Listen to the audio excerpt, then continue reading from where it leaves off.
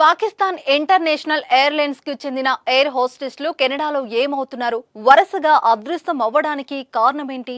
కెనడాలో పాకిస్తాన్ కు చెందిన మరో ఎయిర్ హోస్ట్ కనిపించకుండా పోయింది. గత నెలలో ఒకరు మాయమవ్వగా మళ్ళీ ఇప్పుడు రజా అనే ఎయిర్ హోస్టెస్ అదృష్టమైంది.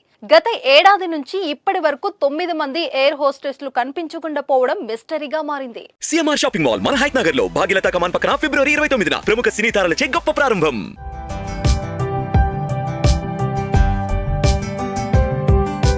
ఇస్లామాబాద్ నుంచి కెనడాకు వెళ్లిన పీకే 782 విమానం ఎయిర్ హోస్టెస్ లో మరియం రజా ఒకరు.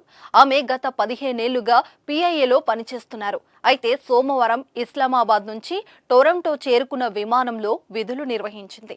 మరుసటి రోజు కరాచీ రావాల్సిన విమానంలో విధులకు హాజరు కావాలి. కానీ ఆమె రాకపోవడంతో అధికారులు అప్రమత్తమయ్యారు. దీంతో ఆమె బస చేసిన గదిని అధికారులు పరిశీలించారు.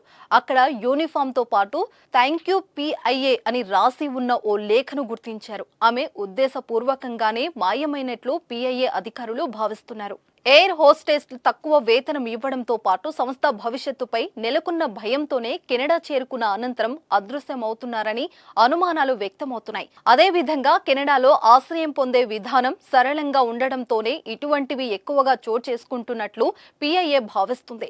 2019లో ఎయిర్ హోస్టెస్ ఇలా వెళ్లిపోయి కెనడాలో స్థిరపడ్డారని, ఆ ఉద్యోగిని సలహా మేరకు మిగిలిన ఎయిర్ హోస్టెస్ కూడా వెళ్లిపోతున్నట్లు అంచనా వేస్తున్నారు.